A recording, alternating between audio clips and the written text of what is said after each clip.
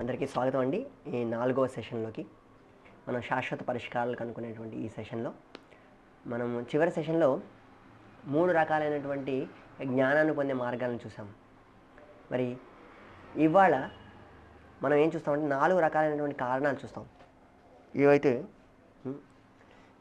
ఈ విజ్ఞాన శాస్త్రం ఏదైతే ఉందో ఈ విజ్ఞాన శాస్త్రం కూడా ఈ 4 ఇబ్బందుల్ని అంటే 4 రకాలైనటువంటి 4 రకాలైనటువంటి లక్ష్యాల వైపు విజ్ఞాన శాస్త్రం కూడా చాలా ప్రయత్నం చేస్తుంది ఈ లక్ష్యాలను చేరుకోవడానికి. ఆ లక్ష్యాలు ఏంటంటే, ఒకటి అన్ని రకాలైనటువంటి దుఃఖాల నుంచి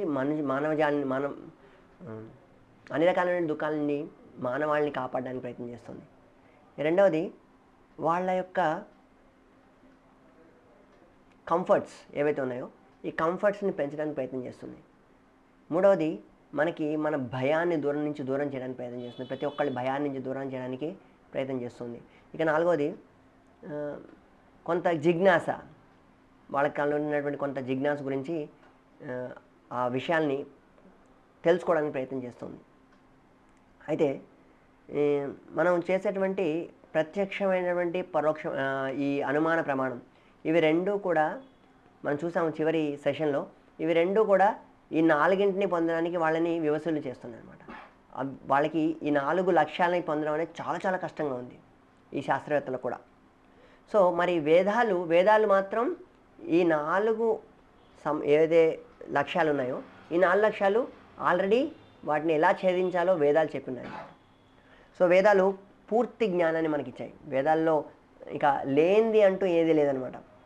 సో ఇప్పుడు మనం చూస్తే కూడా ఈ విజ్ఞాన శాస్త్రం అనేది ఏమవుతుందంటే ప్రతి సమయానికి కూడా అది మారుతుంటుంది. అవునా? ఇవాళ ఒకటి చెప్తారు, రేపు ఒకటి చెప్తారు, ఎల్లుండి ఒకటి చెప్తారు. ప్రతి సమయానికి ప్రతి 10 ఏళ్ళకి విజ్ఞాన శాస్త్రంలో చాలా చాలా మార్పులు వస్తుంటాయి. కానీ వేదాలు మాత్రం ఆ విధంగా మనకి సత్యాలు చెప్పవు. వేదాలు చెప్పే సత్యాలు అవి నిత్య సత్యాలంట. ఏమంటే ఒక 10,000 సంవత్సరాల క్రితం చెప్పారు, వేదాలు చెప్తున్నాయి మనం ఈ శరీరం కాదు ఆత్మ అని చెప్పేసి. ఇవాళ కొంచెం తప్పు జరిగిపోయింది అందుకని మనం ఆత్మనం కాదు మనం శరీరమే అని వాళ్ళ వేదాలు ఎప్పుడు కూడా వాటి మాట మార్చలేదు.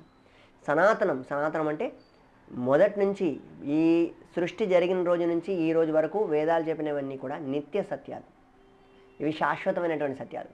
అలాగే వేదాలు ఇచ్చేటువంటి పరిష్కారాలు కూడా శాశ్వతమైనటువంటి పరిష్కారాలు. అందుకని ఈ సెషన్ని మనం ఏమని పెట్టాము, శాశ్వతమైన పరిష్కారం అని చెప్పాము.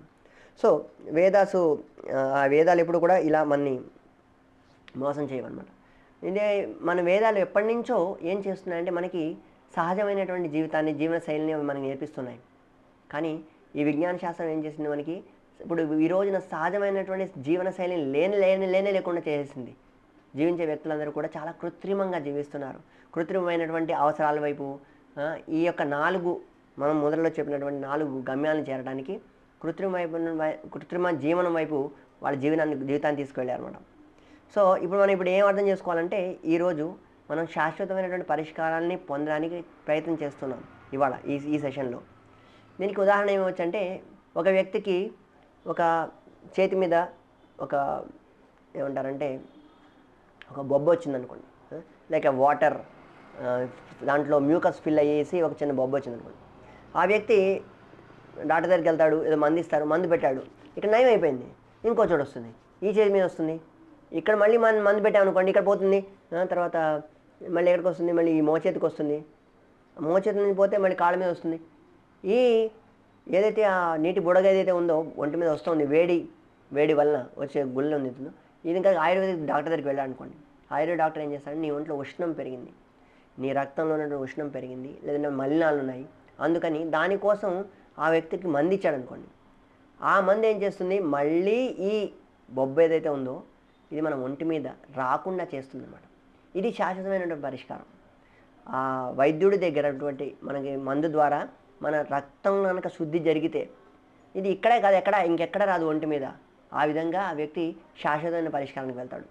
సో దీన్ని శాశ్వత పరిష్కారం. దీనికి మరొక ఉదాహరణ ఏమవచ్చంటే, మన ఇంట్లో సమయానికి ఒక చెడు వాసన వస్తుంది అనుకోండి. ఈ చెడు వాసన వస్తున్నప్పుడు మనం దానికి ఓడోనిల్ స్ప్రే ఉంటుంది, ఆ స్ప్రే కొట్టచ్చు, లేదా రూమ్ ఫ్రెషనర్ కొట్టచ్చు, లేదంటే ఇంకోటి ఏమైనా చేయొచ్చు, అగరబత్తి వెలిగించవచ్చు, రకరకాలైనవి చేస్తున్నాం. కానీ ఒకరోజు సమయం దొరికినప్పుడు మనం ఏం చేస్తామంటే ఈ సామాన్లన్నింటినీ కొంచెం కదిపేసి మొత్తం ఒళ్ళంతా దుమ్ము దులిపామనుకోండి, అప్పుడు ఒక కుళ్ళిపోయినటువంటి ఒక ఎలుక బయటపడుతుంది. ఆ ఎలుకను తీసుకెళ్ళి దూరంగా పారేసామనుకోండి, మళ్ళీ మనకి ఆ చెడు వాసన అనేది రాదనమాట. ఈ ఎలుక ఉన్నంత కాలం మనం కృత్రిమమైనటువంటి లేదంటే తాత్కాలికమైనటువంటి సమస్య పరిష్కారం ఏదైతే చూస్తామో ఆ పరిష్కారం ఎప్పుడూ కూడా మన ఇబ్బంది పెడుతుందండి. సో ఇది తాత్కాలిక పరిష్కారం, కానీ మనం ఇవాళ చూసేది శాశ్వతమైనటువంటి పరిష్కారం. సో రండి ఈరోజు మనం మొదలు పెడదాం ఈ సెషన్ని. అయితే ఇప్పుడు మనకి ఎవరైనా అడగండి, మీకు ఎంత ఆనందం కావాలి మీ జీవితంలో అని ఎవరైనా అడిగారు అనుకోండి, ఎంత ఆనందం కావాలండి, ఎంత ఎంత చేతులు వెనక్కి వెళ్ళి తగిలేస్తాయన్నమాట. అంటే అనంతమైన ఆనందం కావాలి ఎవరికైనా సరే. మరి మీకు ఎంత దుఃఖం కావాలండి? ఇంత దుఃఖం ఓకేనా? చిన్నది ఇంత ఇంత అసలు దుఃఖమే వద్దు, జీరో దుఃఖం కావాలి. దుఃఖం అసలు వద్దే వద్దు. ఆలోచించండి.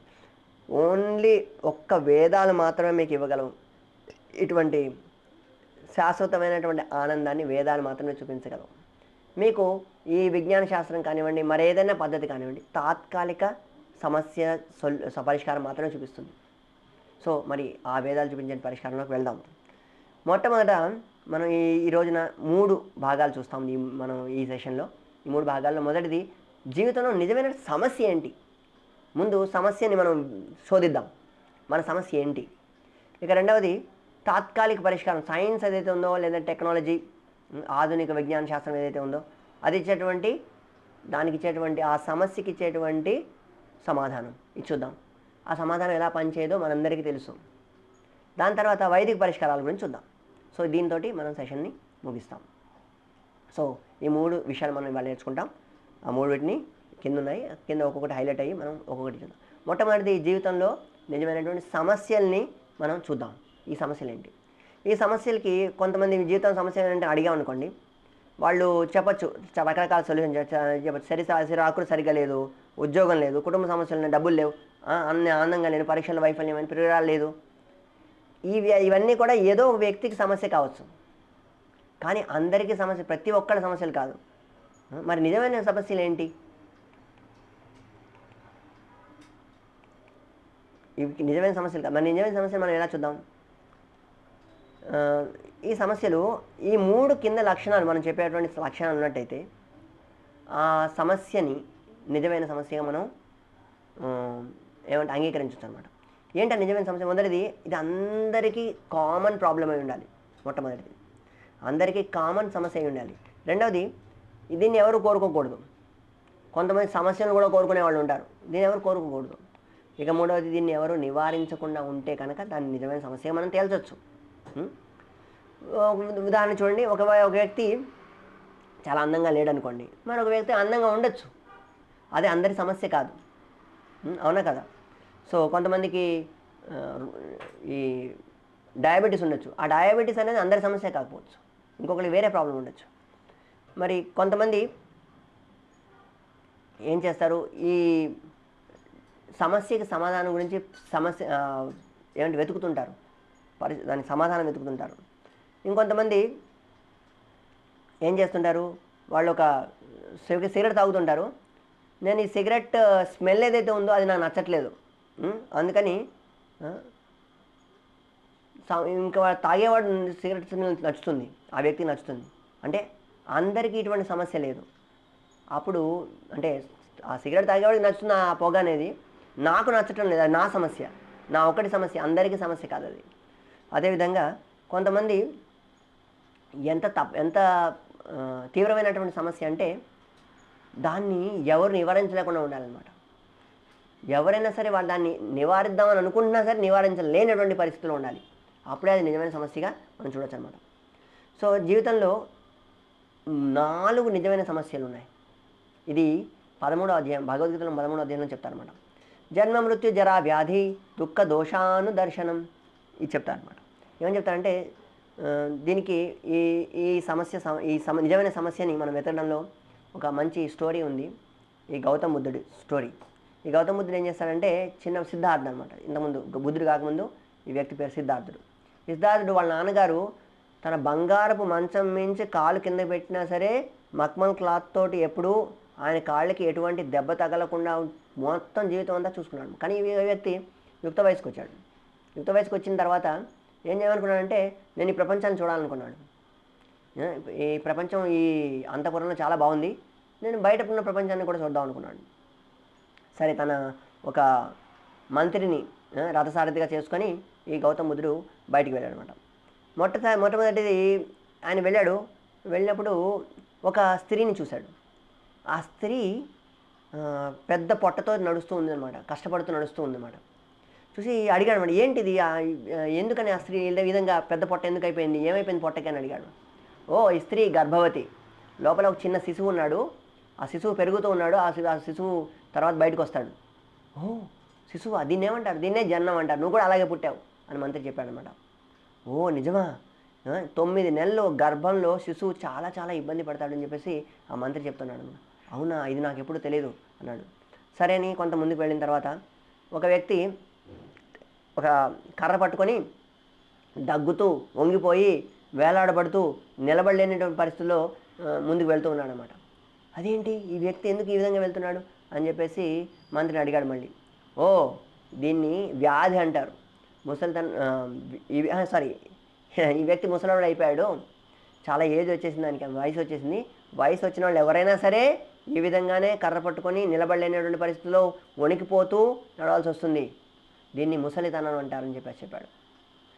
తర్వాత ఇది ముసలితనం, నాకు ఎప్పుడు తెలియదు అని చెప్పేసి అన్నాడు. కొంచెం ముందుకు వెళ్ళిన తర్వాత ఇంకొక వ్యక్తి మంచం మీద పడుకొని కఫన్ దగ్గుతుంటాడు, బాగా దగ్గుతుంటాడు, ఆయన నోట్లోంచి రక్తం వస్తుంటుంది, అందరూ ఏడుస్తుంటారు చుట్టూ ఉన్న వాళ్ళు. ఈయనకి మరి ఇదేంటి, ఎందుకని ఈ వ్యక్తి ఇంత బాధపడుతున్నాడని చెప్పేసి అడుగుతాడనమాట. అప్పుడు తను చెప్తాడు, ఈ వ్యక్తి రోగిష్టి అంటే ఈయనకి క్షయ వ్యాధి వచ్చింది, క్షయవ్యాధితో రక్తం కక్కుతున్నట్టు దగ్గుతుంటే రక్తం వస్తుంది, ఇంకొన్నాళ్ళలో ఆయన ఈ విధంగా బాధపడుతూనే ఉన్నాడు, చాలా నాళ్ళ నుంచి బాధపడుతున్నాడు. దీన్ని ఏమంటారంటే దీన్ని వ్యాధి అంటారు అని చెప్పాడు. మనుషులకు వ్యాధులు కూడా వస్తాయా అని చెప్పి ఈ సిద్ధార్థుడు అబ్బురిపోయాడు అన్నమాట. ఇక 4వది, వస్తాయి, ప్రతి ఒక్కరికి వస్తాయని చెప్పేసి మంత్రి చెప్తాడనమాట.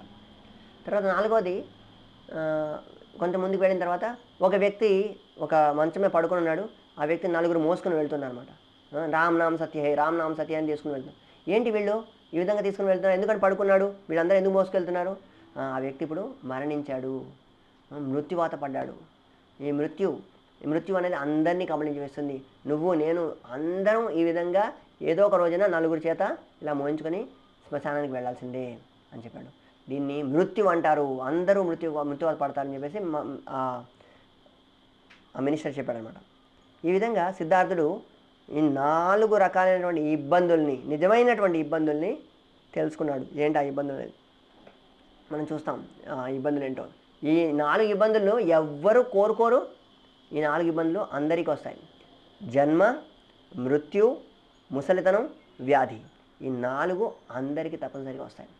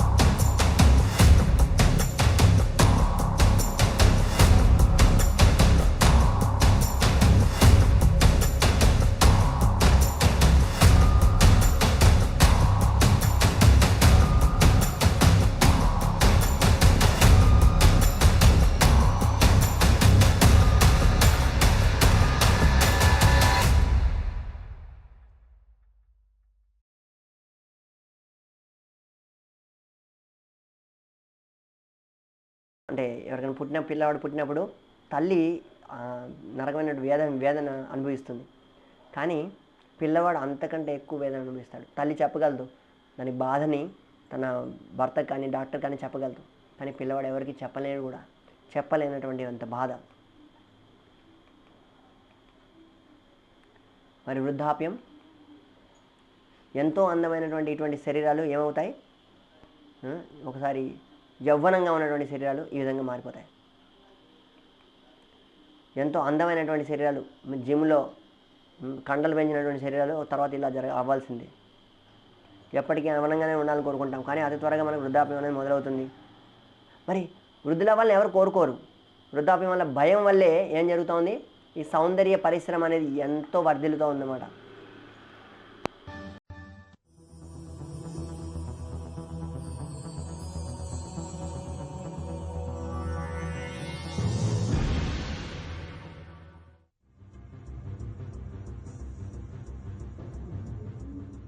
Most people spend their lives wrapped up in rushing to and fro. As time flows quickly by,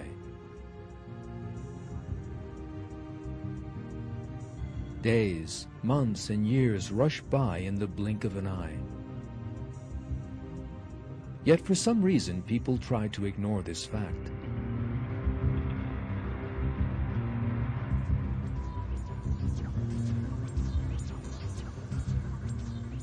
It is as if they think they will never grow old.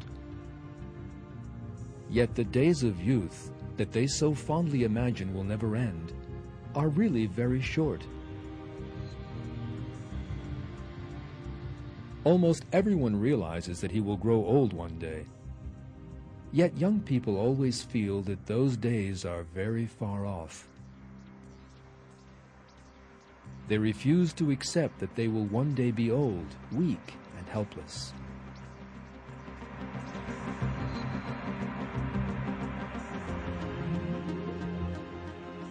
The two young people in this picture are good-looking, with clean and perfect skins and shining teeth. But there is another important detail. These pictures were taken in 1955.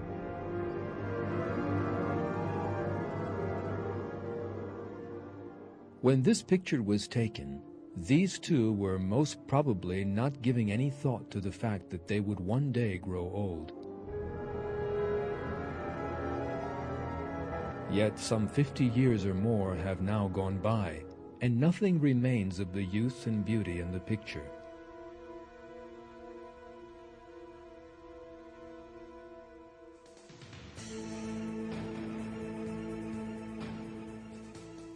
Time destroys everything. That is a law of the world. మరి వ్యాధి, ప్రతి ఒక్కళ్ళు చాలా ఆరోగ్యంగా ఆనందంగా ఉండాలనుకుంటారు. కానీ ఇటువంటి వ్యాధులకి, ప్రాణాంతకమైనటువంటి వ్యాధులకు గురవుతుంటారు.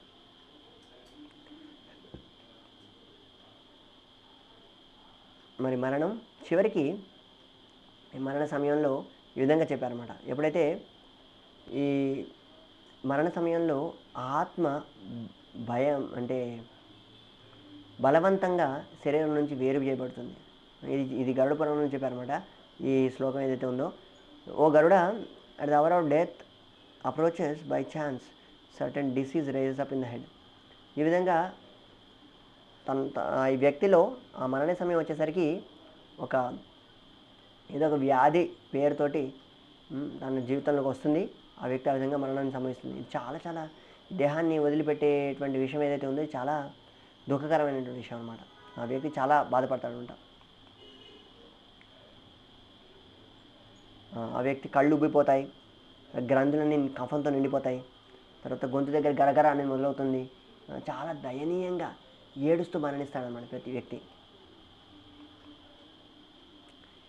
ఒకవేళ కొంతమంది అనొచ్చు, ఏమండి నేను ఎప్పుడో పుట్టేసాను, అయిపోయింది, నాకు పుట్టడంలో ప్రాబ్లం లేదు, వృద్ధాప్యం రావడం ఇంకా సమయం ఉంది, నాకు ఇప్పుడు ఏమి వ్యాధి లేదు, మృత్యు ఇంకా చాలా దూరంగా ఉంది అని ఎవరు అనుకోవచ్చు. ఈ విధంగా జన్మ మృత్యు జరావ్యాధి అనేది చాలా దూరంగా ఉన్నాయి, నేను ఈ మధ్యలో ఉన్నా, నాకేం ఇబ్బంది లేదు అనుకునే వాళ్ళకి ఈ నాలుగు సమస్యలే కాకుండా మరొక 3 ఏమంటారంటే వీటిని క్లేశాలు అంటారు. ఈ క్లేశాలు కూడా మనని నిరంతరాయంగా ఇబ్బంది పెడుతున్నాయి. ఈ 4 లేనప్పుడు ఈ 3 క్లేశాలు మనని ఇబ్బంది పెడుతున్నాయి. ఈ విధంగా 4 అవి ఏంటో చూద్దాం.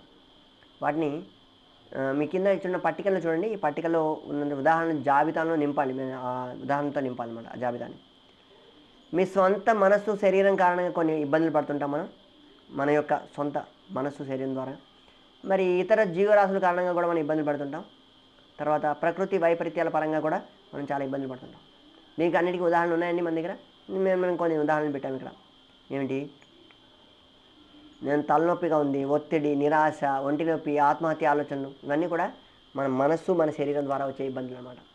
ఇక రెండవది ఇతర జీవరాశుల కారణంగా వచ్చేటువంటి ఇబ్బందులు ఏంటవి?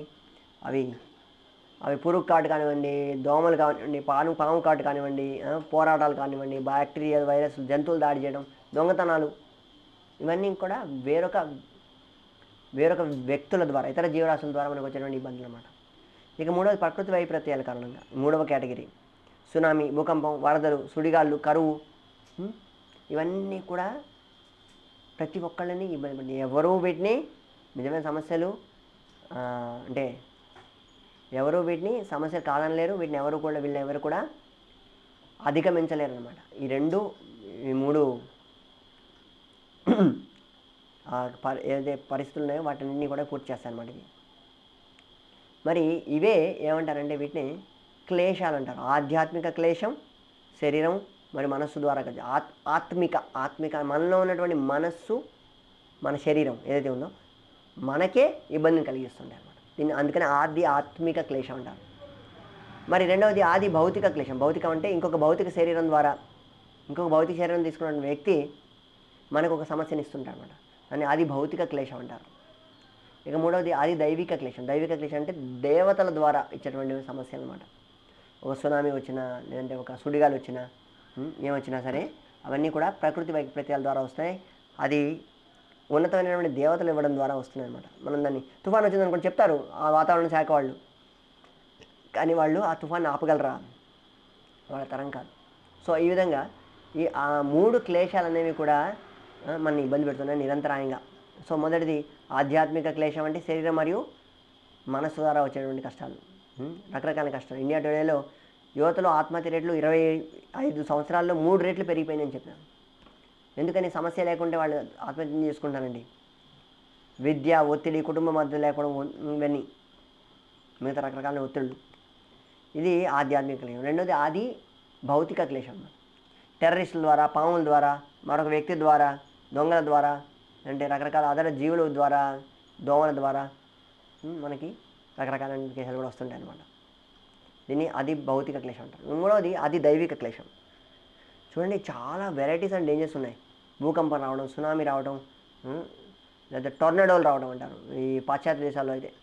మనం వీటి చిన్న వీడియో చూద్దాం.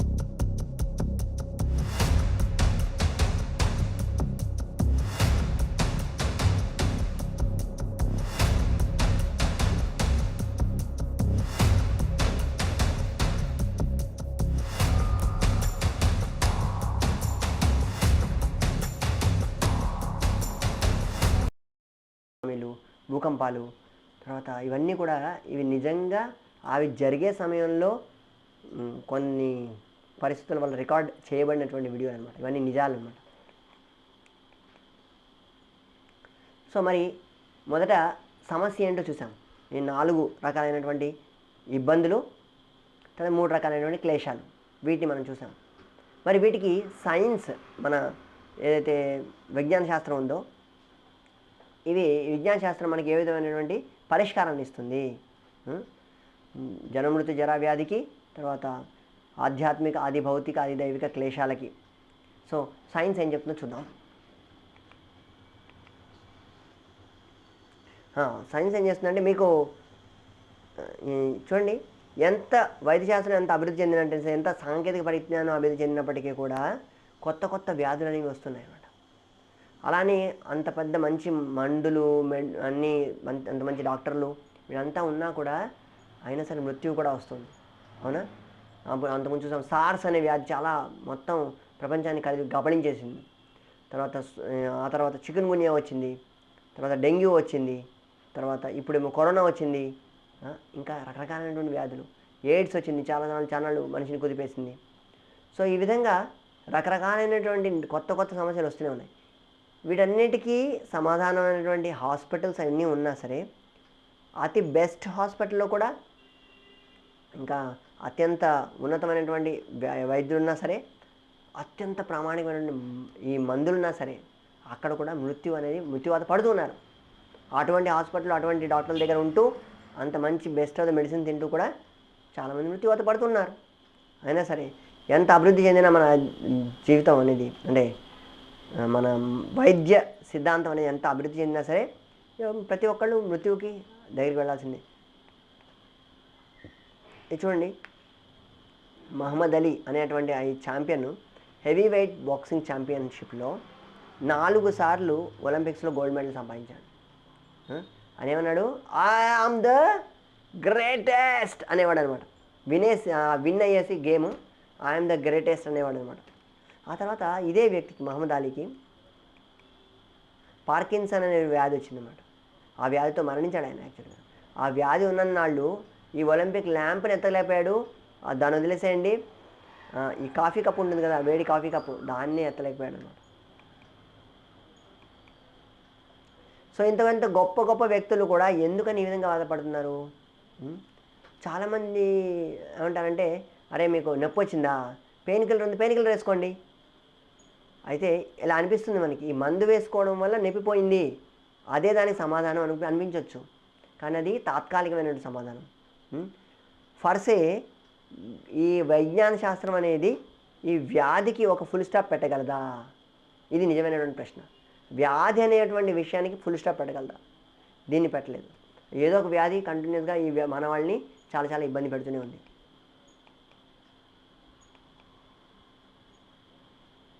ఇవన్నీ రకరకాలైన మార్గాలండి.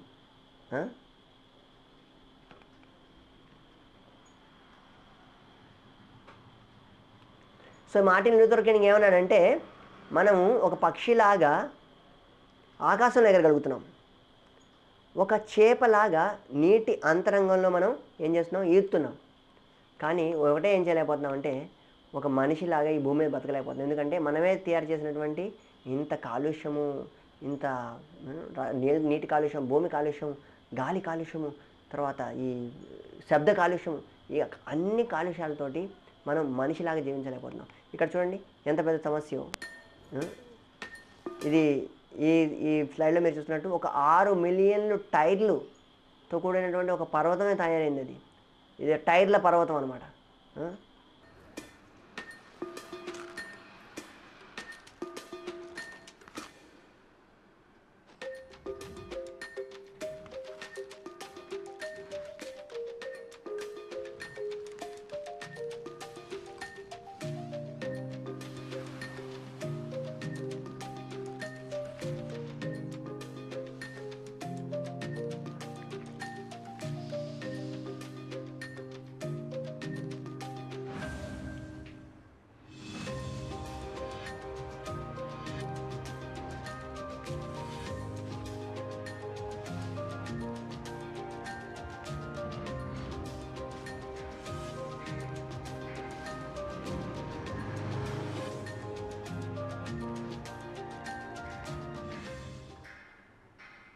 సో ఈ విధంగా మనల్ని మనమే చాలా ఇబ్బంది పెట్టుకుంటున్నాం అనమాట మనం చేసినటువంటి వైజ్ఞానిక ప్రగతితోటి. ఇంకా ఈ బాంబులు కనుక్కున్నారు. ఈ బాంబులు ఏం చేస్తున్నాయి, ఎక్కడో ఏమంటారు వేరే గ్రహాల్లో జీవం ఉందా లేదా అని చెప్పడం వెతకడానికి వీళ్ళు ఏం చేస్తున్నారంటే మిలియన్ల డాలర్లు ఖర్చు పెడుతున్నారు. కానీ ఈ భూమి మీద ఉన్న జీవాన్ని అంతం చేయడానికి కూడా మళ్ళీ మిలియన్ డాలర్లు ఖర్చు పెడుతున్నారు. ఇక్కడ ఉన్న జీవాన్ని అంతం చేస్తున్నారు, ఎక్కడో జీవం ఉందని చెప్పేసి కనుక్కోవడానికి ప్రయత్నం చేస్తున్నారు. ఇది ఎంతవరకు సమంజసం అంటారండి?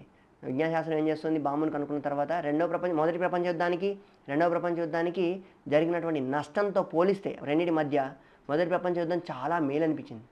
ఎందుకంటే రెండవ ప్రపంచ యుద్ధంలో విపరీతమైనటువంటి అణుబాంబుల వరకు కూడా వాడారన్నమాట. సో ఈ విధంగా మొదట ఈ సైన్స్ వైజ్ఞానిక శాస్త్రం అనేది మనకి ఎలక్ట్రిక్ బ్యాటరీ ఇచ్చింది, తర్వాత బేగాన్ స్ప్రే ఇచ్చింది, తర్వాత ఎలకలను చంపడానికి ర్యాట్ పాయిజన్ ఇచ్చింది, తర్వాత మనుషులను చంపడానికి డైనమైట్లు ఇచ్చింది. ఈ విధంగా రెండు ఏవైతే ఇరుగు పొరుగు దేశాలు ఉంటాయో ఆ ఇరుగు పొరుగు దేశాలు ఒకటి అంటే ఎక్కడో దూరంగా ఉన్నటువంటి న్యూజిలాండ్తో ఇండియాకి ఏం ప్రాబ్లం లేదండి. కానీ ఇండియాకి పాకిస్తాన్కి మధ్య ఎన్నో రకాలైనటువంటి బాంబులతో యుద్ధం జరిగిందనమాట. ఎందుకంటే వాళ్ళు ఎవరు కూడా ఒకళ్ళతో ఒకళ్ళు సరిగ్గా డీల్ చేయలేకపోతున్నారు, ఒక దేశంతో మరొక దేశం. సో ఈ విధంగా వాళ్ళు బాంబులతో ఒకళ్ళనొకళ్ళు చాలా ఇబ్బంది పెట్టుకుంటున్నారు అనమాట. సో ఈ విధంగా మనం చాలా రకాలైనటువంటి ఇబ్బందులు పడుతున్నాం. మరి తాత్కాలిక పరిష్కారం అనేది ఈ సమస్య ఆధునిక శాస్త్రం అనేది వైజ్ఞానిక శాస్త్రం అనేది ఏమిస్తుంది, ఎటువంటి సమస్యకి పరిష్కారం ఇస్తుంది? వృద్ధాప్యం వచ్చిందనుకోండి, వాళ్ళు ఏం చేస్తున్నారంటే జుట్టుకు రంగు వేసుకోమంటుంది. మీకు తెల్ల జుట్టు వచ్చేసిందా, పర్వాలేదండి రంగు వేసుకోండి. మరి మీకు మొహం మీద ముడతలు కనబడుతుంది అనుకోండి, మీ ఫేస్ లిఫ్ట్ అనేది వాడండి. ఫేస్ లిఫ్ట్ అంటే మీ చర్మాన్ని లాగేసి వాళ్ళు క్లిప్పులు పెట్టేస్తారు కనబడకుండా. తర్వాత మీకు వ్యాధి వచ్చిందనుకోండి, దాన్ని నొప్పి తెలియకుండా ఉండడానికి మందులు వాడేసేయండి, పెయిన్ రిలీఫ్ మందులు వాడండి. తర్వాత మీకు శ్వాస తీసుకోలేకపోతే మీరేం చేయండి, ఆక్సిజన్ సిలిండర్ పెట్టుకొని పైపులు పెట్టేసుకోండి లోపల. ఈ విధంగా మీరు బతకడానికి ప్రయత్నం చేసేయండి. ఇవి తాత్కాలికమైనటువంటి పరిష్కారాలు అన్నమాట. మీకు వెన్ను నొప్పి ఉందనుకోండి, వాళ్ళు బ్రూఫిన్ ఇస్తారు. మీరు మెడ నొప్పి ఉందనుకో బ్రూఫిన్ ఇస్తారు. కాళ్ళు నొప్పి ఉందనుకోండి బ్రూఫిన్ ఇస్తారు. ఈ పెయిన్ రిలీఫ్ అనేది ఏం చేస్తుంది, యాక్చువల్గా మనకి కాళ్ళలో నొప్పి ఉన్నా సరే మొత్తం శరీరం మీద పనిచేస్తుంది అనమాట. అంటే ఈ బ్రూఫిన్ అంటే మొత్తం శరీరాన్ని నొప్పి అనేది తెలియకుండా చేసేస్తుంది అనమాట. నొప్పి తెలియకుండా చేస్తుంది, నొప్పిని అంతరం చేయదు అనమాట. ఈ పెయిన్ రిలీఫ్ టాబ్లెట్స్ అనేవి ఇవి చాలా డేంజరస్ అనమాట. అదే ఆయుర్వేద డాక్టర్ని అడిగాను, మీకు కడుపు నొప్పి వచ్చిందనుకోండి, వాళ్ళు ఏమంటారంటే ఓకే రాత్రి ఏం తిన్నావు, నిన్న రాత్రి 11 గంటలకు ఒక పిజ్జా తిన్నాను, అందుకని పొద్దున్న కడుపు నొప్పి వచ్చింది. సో వాళ్ళు మూలం దగ్గరికి వెళ్ళి ఆ ఇబ్బంది ఏదో కనుక్కొని దానివల్ల ఇండైజెషన్ వచ్చింది కాబట్టి మీ కడుపు నొప్పిగా ఉంది, అంతేగాని మీ కడుపు నొప్పి ఇమీడియట్గా ఎలాగో తగ్గించేస్తాను, ఎందుకు వచ్చిందో కడుపు నొప్పి దాన్ని పట్టించుకోకుండానే. సో అది నిజమైన పరిష్కారం, ఇది తాత్కాలికమైన పరిష్కారం. తాత్కాలిక పరిష్కారం ఎలా కనబడుతుందంటే మన నిజాన్ని కప్పిపుచ్చడం ద్వారా. ఇప్పుడు చూడండి, ఈ వ్యక్తి మంచి గుర్రం మీద మంచి హెల్మెట్ పెట్టుకొని సవారీ చేస్తున్నాడు. ఈ రాకుమారి ఆయన్ని వరిస్తామని వెళ్ళింది, కానీ అక్కడికి వెళ్ళిన తర్వాత నిజంగా బహిర్గతం అర్థమైంది. ఏమర్థమైంది, అది గుర్రం కాదు గాడిదని, తర్వాత వీడు యువకుడు కాదు ముసలివాడని, తర్వాత ఉన్నటువంటి పరిస్థితి ఆయన పొట్టతోటి ఇలా కనబడినాడు అనమాట. సో ఇది నిజం అనమాట. నిజాన్ని కప్పివేయడం ద్వారా దాని సమస్యకు సమాధానం అంటండి. కప్పివేయడం నిజం ఎలా ఉంటుందంటే ఇలాగా ఒక పులి అనుకుంటోంది తను తాను, ఒక పిల్లి వాస్తవానికి పిల్లి, కానీ అర్థంలో చూస్తాను ఏమనుకుంటుంది, పులి అనుకుంటుంది. నేను ఎక్కడికి వచ్చినా సరే ఎలకలు అన్నీ పారిపోతాయి కాబట్టి నేను పులిని అనుకుంటుంది. కానీ పులి వస్తే నిజంగా నువ్వే పారిపోతావు, అవునా? సో ఈ విధంగా తాత్కాలికమైనటువంటి పరిష్కారం మనకి ఈ ఇబ్బందుల నుంచి బయటికి తీసుకెళ్ళదు. సో ఈ తాత్కాలికమైనటువంటి పరిష్కారం అనేది శాస్త్రీయం కానీ లేదంటే సాంకేతిక పరిజ్ఞానం కానీ ఈ వృద్ధాప్యాన్ని ఆపలేవు, వ్యాధిని ఆపలేవు, వ్యాధిని నిర్మించలేవు, మరణాన్ని అసలే ఆపలేవు. ఇంకా కొత్త వ్యాధులన్నీ వస్తున్నాయి. సార్స్ మనం ఇందాక చెప్పుకున్నట్టు సార్స్, చికెన్ గున్యా, తర్వాత ఈవెన్చువల్గా ఎయిడ్స్, తర్వాత మనం మొన్న కరోనా, ఇవన్నీ కొత్త వ్యాధులన్నీ వస్తున్నాయి అనమాట. సో సమస్యలను కప్పిపుచ్చేటువంటి పరిష్కారాలు అన్నీ బాధ నుంచి విముక్తం చేయలేం. మనకు కావాల్సిన విజ్ఞాన శాస్త్రం ఇంకేం చేస్తుంది, సాంకేతిక పరిజ్ఞానం పెరగడంతో విలాసాలు పెరిగినాయి, కానీ ఆత్మకి సామాన్యమైన ఆత్మకి సంతృప్తిని ఇవ్వట్లేదు అనమాట. అవి ఏం చేస్తున్నాయి, ఇవి ఎలాంటి సమాధానాన్ని ఇస్తున్నాయంటే ఒక చేపని నీటిలోంచి తీసేసి అది కొట్టుకుంటూ ఉంటే దానికి బర్గర్ ఇవ్వండి, దానికి పామ్ టాప్ ల్యాప్టాప్ కంప్యూటర్ ఇవ్వండి, దాని ధనం ఇవ్వండి, దానికి స్టార్ డస్ట్ ఒక మ్యాగజైన్ ఇవ్వండి. ఇవన్నీ కూడా నీటిలోంచి బయటకు తీసినటువంటి చేపని సమాధానం పెట్టలేవు, వాటిని ఆనందపరచలేవు. సో దానికి నిజంగా మనకి ఆత్మకు కావాల్సింది ఏంటంటే భగవంతుడి సాంగత్యం, ఆధ్యాత్మిక జగత్తులో ఉన్నటువంటి అత్యంత ఎప్పటికీ అంతం కానటువంటి ఆనందం అనమాట. ఈ ఆనందంతో ఆత్మ అంటే ఎలా అంటే చేపని మళ్ళీ నీటిలో ఎలా వదిలిపెడితే అది ఎంత హ్యాపీగా అంత ఆనందంగా కేరింతలు కొడుతుందో, అదేవిధంగా ఆత్మకి ఆధ్యాత్మిక జగత్తు యొక్క ఒక అనుభవాన్ని ఇస్తే దానికి మించినటువంటి ఆనందం ఆత్మకు లేదనమాట. సో దీన్ని చిన్న కథతోటి మనం వివరించవచ్చు అనమాట. ఈ కథ ఏంటంటే ఒకసారి ఏం జరిగిందంటే ఒక అడవిలో ఒక వ్యక్తిని పట్టుకున్నారు అనమాట. పట్టుకొని చాలామంది ఆదివాసులు ఉంటారు కదా, వీళ్ళందరూ పట్టుకున్నారనమాట. సో ఈ పట్టుకొని ఆయన తీసుకెళ్ళిపోతున్నారు. కానీ ఈ వ్యక్తికి చాలా భయం వేసింది అనమాట. ఈ యాక్చువల్గా రాజు, నిజంగా బయట రాజు, ఈ రాజు చాలా భయపడినాడు అనమాట. ఎందుకంటే ఆయన తీసుకెళ్ళి ఏం చేస్తారంటే ఒక పెద్ద సింహాసనం మీద కూర్చోబెట్టేసి ఆయన గార్లాండ్ వేసేసి పూలమాల వేసేసి ఆయన మీద మంచి పుష్పాలు అవి జల్లి ఆయన్ని వాళ్ళ ఆదివాసులకు రాజుని చేసేస్తారనమాట ఆయన. అయితే ఆయన అడిగాడు అనమాట, ఏం చేస్తున్నారు మీరంటే, మేము ఎవరైనా సరే కొత్త వాడిని ఎంచుకున్నాము, రాజుగా ఎంచుకున్నామంటే వాడిని ఈ విధంగా పూజిస్తాము, 1 సంవత్సరం పాటు వాడు ఏది చెప్తే అది చేస్తాం. అవునా, మరి సంవత్సరం తర్వాత ఏం చేస్తారని అడిగాడు. సంవత్సరం అయిన తర్వాత ఒక నిర్జన ద్వీపం ఉంటుంది, ఈ రాజుని తీసుకెళ్ళి ఆ నిర్జన ద్వీపంతో పడేస్తాం, వాడు బతికాడు చచ్చాడు అయిపోతాడు అంతే అని చెప్పారు. ఈ రాజు బాగా ఆలోచించాడు, ఏంటి వీళ్ళు ఇంత మూర్ఖంగా ప్రవర్తిస్తూ ఉన్నారు. సరే వాళ్ళకి ఏం చెప్పారంటే ఈ సంవత్సరం అంతా నేనేం చెప్తే వాళ్ళు వింటారు. అందుకని రాజు ఏం చెప్పాడంటే రకరకాల బోట్లలో ఇటుకల్ని, సిమెంట్ని, తర్వాత రకరకాల వస్తువుల్ని, ఏవైతే మంచి గృహం, మంచి రకరకాలైనటువంటి వసతులు కల్పించుకోవడం కోసం ఏం చేశారంటే ఈ బోట్లలో వీళ్ళందరినీ ఉపయోగించి ఆ ద్వీపంలో మంచి ఇల్లు, అన్ని రకాలైనటువంటి సౌకర్యాలు కల్పించేశాడు అన్నమాట. ఈ సంవత్సరం అయిపోయింది. ఈ సంవత్సరం అయిన తర్వాత ఈ రాజుని తీసుకెళ్ళి ఆ ద్వీపంలో పడేశారు. ఆ ద్వీపంలో విలాసవంతంగా జీవించాడు. అయితే ఈ కథ వినటానికి ఒక ఫిక్టిషియస్గా కనిపించవచ్చు, అంటే ఒక కల్పిత కథలా కనిపించవచ్చు. కానీ దీనికి మన జీవితంతో చాలా మంచి పాఠం ముడిపడింది దీంతో. ఏమంటే మనం కూడా ఇప్పుడు మనిషి జీవితం కనుక్కున్నాం, మనిషి జీవితం మనకు లభించింది. ఈ మనిషి జీవితంలో చాలా రకాలైనటువంటి సౌకర్యాలు ఉన్నాయి. ఈ సౌకర్యాలతోటి మనం చేయాల్సింది ఏంటి, మన వచ్చే జన్మలో మనకి ఎటువంటి సౌలభ్యాలు దొరుకుతున్నాయి, మనం ఏం కాబోతున్నాం వచ్చే జన్మలో, మన జీవితం ఎటువైపు తీసుకెళ్తుంది. ఇంత మంచి సౌకర్యాలు కలిగిన, ఆలోచన కలిగినటువంటి, తెలివి కలతేరలు కలిగినటువంటి, లేదంటే ఇన్ని శక్తి సామర్థ్యాలు కలిగినటువంటి మనుష్య శరీరం దొరికిన తర్వాత మరొక జన్మలో, వచ్చే జన్మలో మనం కనుక ఒక పిల్లో, కుక్కో, లేదంటే ఒక దున్నపోతో అయ్యామనుకోండి, దానివల్ల లాభం ఏంటి? సో మనకు రాబోయే జన్మకి ఇప్పుడే దాని గమ్యాన్ని, మనం ఎక్కడికి వెళ్తున్నాం అనేటువంటి గమ్యాన్ని సరిగ్గా నిర్ధారించడంతో మనం నిజంగా తెలివి కల వాళ్ళగా తెలివి కల వాళ్ళగా ప్రవర్తిస్తాం అన్నమాట. దీనికి ఉదాహరణ ఏంటంటే ఈ తెలివి కల వాళ్ళు హనుమంతుడు, తర్వాత రాముడు ఉన్నారు. అయితే ఏ విధంగా రావణుడు కాకూడదు మనం మన జీవితాన్ని ఈ విధంగా దుఃఖాలను చేసుకుంటాం. సో తెలివి కల వాళ్ళు ఏం చేస్తారు, మూర్ఖులు ఏం చేస్తారు, మనకి ఇంత మంచి సౌకర్యాలు కలిగిన తర్వాత తెలివి కల వాళ్ళు ఏం చేస్తారంటే భగవంతుడి మీద దృఢమైన విశ్వాసం ఉంటుంది వీళ్ళకి. మూర్ఖులకి, రావణులు లాంటి వాళ్ళకి భగవంతుడి మీద విశ్వాసం ఉండదు. అదే తెలివి కల వాళ్ళు ఏం చేస్తారు, భగవంతుడి నియమాల ప్రకారం వాళ్ళ జీవితాన్ని గడుపుతారు. ఎందుకంటే దాని ద్వారానే నేను ఈ జీవితాన్ని ఎలా గడిపాను అన్న దాని మీద ఆధారపడి ఏం జరుగుతుంది, నా తర్వాత జీవితం అనేది ఆధారపడి ఉంటుంది. అందుకని వాళ్ళు కర్తవ్యం వాళ్ళని బాగా నిర్వర్తిస్తారు. వీళ్ళు ఏం చేస్తారు, ఈ జీవితాన్ని తిని తాగి ఎంజాయ్ చేసేయండి అని మూర్ఖులు ఆలోచిస్తారు అనమాట. ఈ ప్రపంచం యొక్క తాత్కాలిక నైజాన్ని గుర్తుపెట్టుకుంటాడు తెలివి కలవాడు. ఇది ఒక రైలు ప్రయాణం లాంటిదని. ఈ రైలు ప్రయాణంలో మనం గమ్యం చేరాలి. ఇక్కడ కొన్నిసార్లు సౌకర్యం ఉండే మన జీవితంలో, కానీ వాటిని చూసి బాగా ప్రభావితం కాకుండా ఇదొక ప్రయాణం. సో ఈ తాత్కాలికమైన ప్రయాణంలో నేను ముందుకు వెళ్ళాలనుకుంటాడు. అదే ఈ ప్రపంచంలో తాత్కాలికమైన మర్చిపోయి మూర్ఖుడు ఏం చేస్తాడు, ఇక్కడ ఉన్న దాన్ని ఏడుస్తుంటాడు, లేదంటే ఇక్కడ చిన్నదేమైనా దొరికితే దానికి ధనాన్ని సంపాదించి నేను పెద్ద ధనవంతుని అయిపోతాను అనుకుంటాడు. శాశ్వతంగా ఎక్కడ ఉండిపోతాడు. ఇక్కడ ధనం మనం సంపాదించుకున్నవన్నీ ఇక్కడే వదిలిపెట్టి వెళ్ళిపోవాలి. తాత్కాలికమైన అర్థం చేసుకోకపోతే చాలా ఇబ్బంది పడతాడు. తెలుగులో వాడు ఏం చేస్తాడు, సూత్రాలను అనుసరించి క్రమబద్ధంగా జీవించడం ద్వారా చివరికి భగవంతుడిని చేరుతాడు, వైకుంఠానికి చేరుతాడు. అదే శాస్త్రాలని పాటించని వాళ్ళు ఏం చేస్తారు, ఇతరులను చూసి అసూయపడతారు.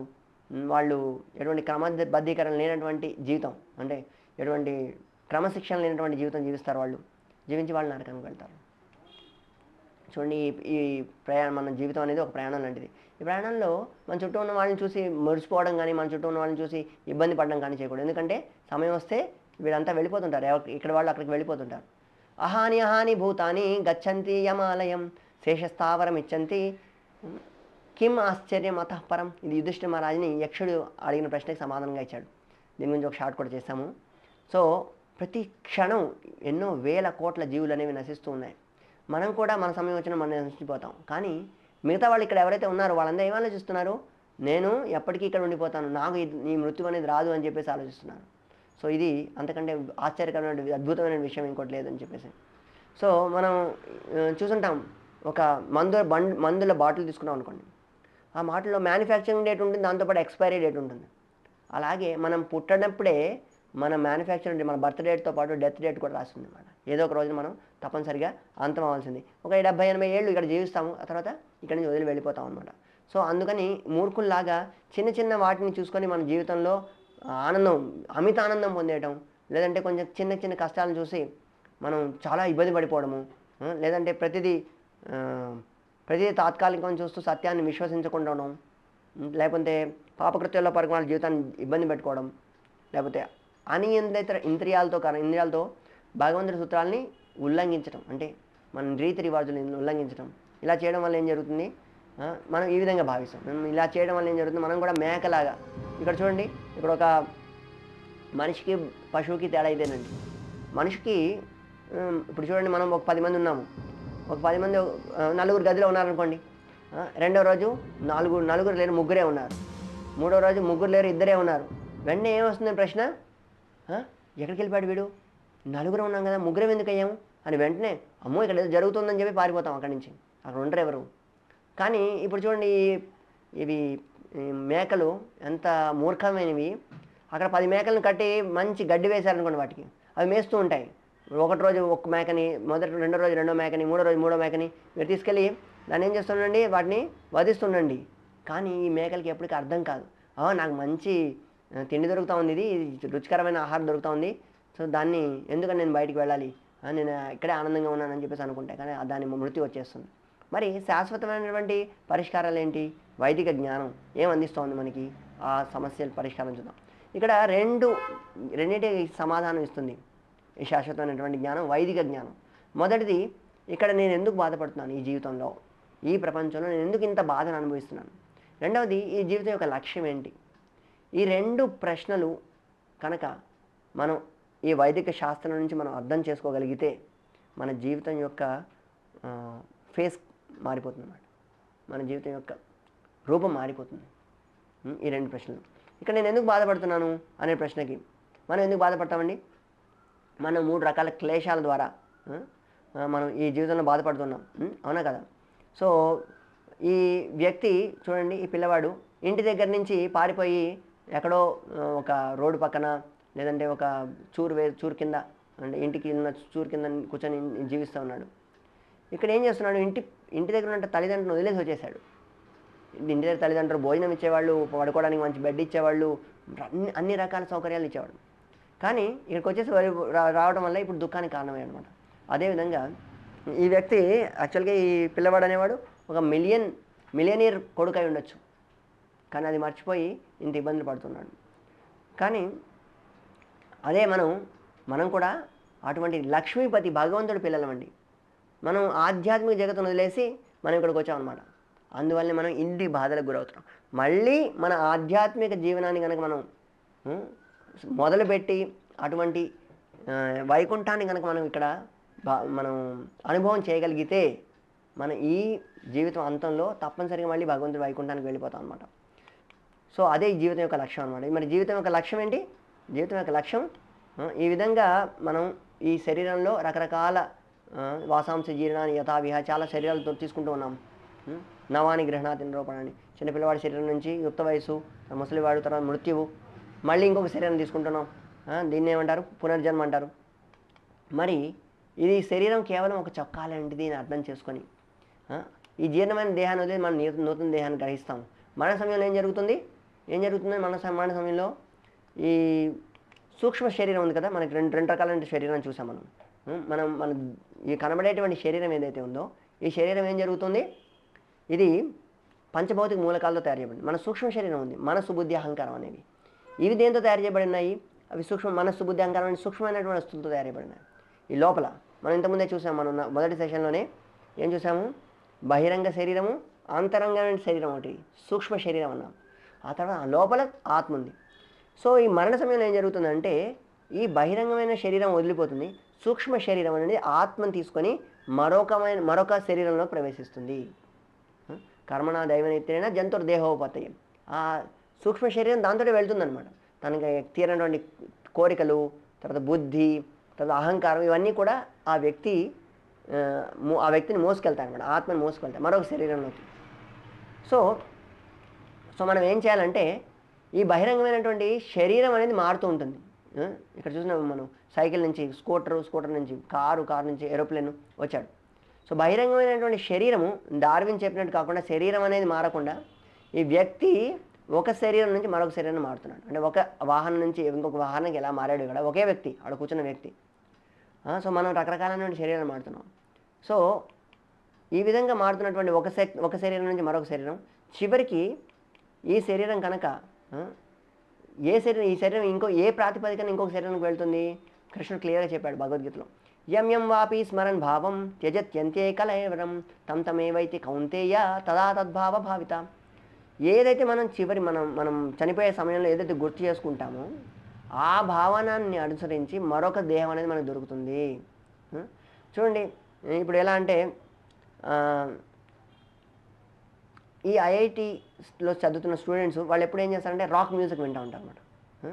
ఈ రాక్ మ్యూజిక్ వింటూ వాళ్ళు మొత్తం ఇంజనీరింగ్ అంతా కంప్లీట్ చేశారనుకోండి, అంటే ఏం చదవకుండా ఏం చేయకుండా, ఇంజనీరింగ్ చివరిలో వాళ్ళకి ఏమొస్తుంది, జిఆర్ఈ టోఫెల్ రాయాల్సి వస్తుంది.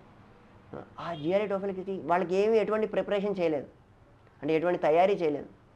మరి ఇప్పుడు ఆ ఎగ్జామ్ ఎలా రాయగలరండి, ఆ పరీక్ష ఎలా రాయగలరు? ఆ విధంగా చేయకుండా ఇప్పుడు కనుక వాళ్ళు చదువుకుంటున్న సమయంలో మంచి విద్యని బాగా నేర్చుకున్నారు అనుకోండి, వాళ్ళ సమయాన్ని వృధా చేయకుండా, అప్పుడు ఏమవుతుంది, వాళ్ళ ఇంజనీరింగ్ అయిపోయేసరికి వాళ్ళు జిఆర్ఈ టోఫెల్ కానివ్వండి, క్యాట్ ఎగ్జామ్ కానివ్వండి, వాళ్ళు సరిగ్గా రాయగలుగుతారు అన్నమాట. సో ఆ విధంగా వాళ్ళు వచ్చేటువంటి ఎక్కడికి వెళ్తాను, జిఆర్ఈ టోఫెల్ రాసేసి నేను అమెరికా వెళ్తానా, లేదంటే ఒక చిన్న నాకానంద ముఖానంద కంపెనీలో కూర్చొని నేను చిన్న క్లరికల్ వర్క్ చేస్తానా, మళ్ళీ సి ప్రోగ్రామింగ్ చేస్తుంటానా అనేది ఎలా డిసైడ్ అవుతుంది? ఎటువంటి కార్యాలు ఆ చదివే సమయంలో ఆ వ్యక్తి చేశాడు అనే దాని మీద ఆధారపడి ఉంటుంది. అదేవిధంగా మనం కూడా ఈ జీవితంలో ఎటువంటి కార్యాలు చేశామనే దాని మీద ఆధారపడి మనకి తర్వాత జీవితం జరుగుతుంది. ఒకవేళ మనం ఎటువంటి జాగ్రత్త తీసుకోలేదు, ఆధ్యాత్మికతకి ఎటువంటి విలువ లేదనుకోండి, ఈ వ్యక్తిలాగా రకరకాల శరీరాల్లో ఈ ఆత్మ రకరకాల జంతు శరీరాల్లో తిరుగుతూనే ఉంటుందన్నమాట. అది మనం ఎటువంటి కోరికలను సంపాదించుకున్నాము, ఎటువంటి కర్మలు చేసాము, ఎటువంటి కార్యాలు చేసాము, మనం తిండి తింటాము, నిద్రపోవటము, ఈటింగ్ స్లీపింగ్ మేటింగ్ డిఫెండింగ్ అంటారు, మైథున సుఖము, తర్వాత తనని తాను రక్షించుకోవడం, ఈ 4 చేస్తుంది అనుకోండి, మళ్ళీ ఆ జంతు శరీరంలోకి తప్పనిసరిగా ప్రవేశిస్తారన్నమాట. దీన్నే కర్మ సిద్ధాంతం అంటారు. మనం ఎటువంటి విత్తనాలు నాటితే అటువంటి ఫలం అనేది వస్తుంది అన్నమాట. చూడండి, కర్మకి చర్యకి ప్రతిచర్య ఉంటుంది. ఇది న్యూటన్ థర్డ్ రూల్ అనమాట. అదేవిధంగా మనం చేసినటువంటి కర్మకి తప్పనిసరిగా ఏమొస్తుందండి, ప్రతి కర్మ అనేది వస్తుంది అనమాట. దానికి కర్మఫలం అనేది వస్తుంది అన్నమాట. ఈ వ్యక్తి అలా తోసేసి నాకేం రావట్లేదు కదా అనుకుంటున్నాడు, కానీ మళ్ళీ అదే పీడనం అనేది ఆయన మీద పని చేయబోతోంది. మనం కొన్నిసార్లు ఈ తక్షణమైనటువంటి ప్రతిచర్య ఉంటుంది అనమాట. మీరు ఎవరైనా వెళ్ళేవాడిని కొట్టారనుకోండి, చెంపని చెళ్ళు మనిపించారు, వెంటనే మీకు చెంప చెళ్ళు మండుతుంది అనమాట. ఇది వెంటనే దొరుకుతుంది అనమాట. కొన్నిసార్లు మనం కొన్నిసార్లు కొంతకాలం తర్వాత వస్తుంది అనమాట. మనం రాత్రి తినేసామనుకోండి, రాత్రి పెద్ద పిజ్జా తింటే పొద్దున కడుపు నొప్పి వస్తుంది. మనం కొన్నిసార్లు మన ఈ కర్మ అనేది చాలా సమయం తీసుకుంటుంది. ఆ సమయం అనేది ఏం చేస్తుంది, ఆ కర్మ ఫలం అవ్వడానికి ఉపయోగపడుతుంది అన్నమాట. చాలా ఇంకా ఎక్కువ విత్తనాలు వస్తాయన్నమాట దాని నుంచి. సో అందుకని కర్మ చట్టం ప్రకారం మానవ జీవితం రూపంలో వివక్షత మరియు బాధ్యతాయుతమైనటువంటి జీవితాలను గడపడానికి మనం ఏం చేయాలి, మేధస్సుని అభివృద్ధి చేయాలి, ఈ వైదిక శాస్త్రాలు ఉన్నటువంటి. కానీ దాంతో పాప చర్యల్లో పాల్పడితే నరకం తప్పదు. చూడండి, పాపంతో కూడిన జీవితానికి 4 స్తంభాలు. ఒకటి ఈ మాంసభక్షణ అనేది మనల్ని కూడా అటువంటి జీవితాల్లో మాంసహ అంటే నన్ను కూడా ఈ విధంగా నువ్వు వచ్చే జన్మలో చంపు అని ఆ జీవికి చెప్తూ ఉన్నాం అనమాట మనం. ఈ మాంసాహారం. ఈ రెండవది మద్యపానీయము, లేదంటే ఈ సిగరెట్లు, ఇటువంటి ఏమంటారు ఇంటాక్సికేషన్ అంటారు వీటిని, మద్యపానీయం, నషాపానం. ఇక మూడవది జూదం ఆడటం, క్యాసినోస్, తర్వాత ఈ మొబైల్లో కూడా ఇవాళ వచ్చేసిందండి బెట్టింగ్స్, Dream11 అంటారు, ఇంకోటి ఏదో అంటారు. తర్వాత అవైదిక స్త్రీ పురుష సాంగత్యం, ఇది కూడా ఒక భార్య ఉంటుంది, తర్వాత భార్యను వదిలేసి 3-4 స్త్రీలతో వీళ్ళు సంబంధం పెట్టుకుంటుంటారు. ఇటువంటివి కూడా అవైదిక స్త్రీ కానీ పురుష కానీ సాంగత్యం. ఈ 4 పాపాలకి స్తంభాలు అనమాట. ఇవేం చేస్తాయంటే మనని ఈ మనుష్య జీవితం నుంచి కిందికి తీసుకొచ్చేస్తాయి అన్నమాట. మనని జంతు జీవనంలోకి తీసుకెళ్ళిపోతాయి అన్నమాట.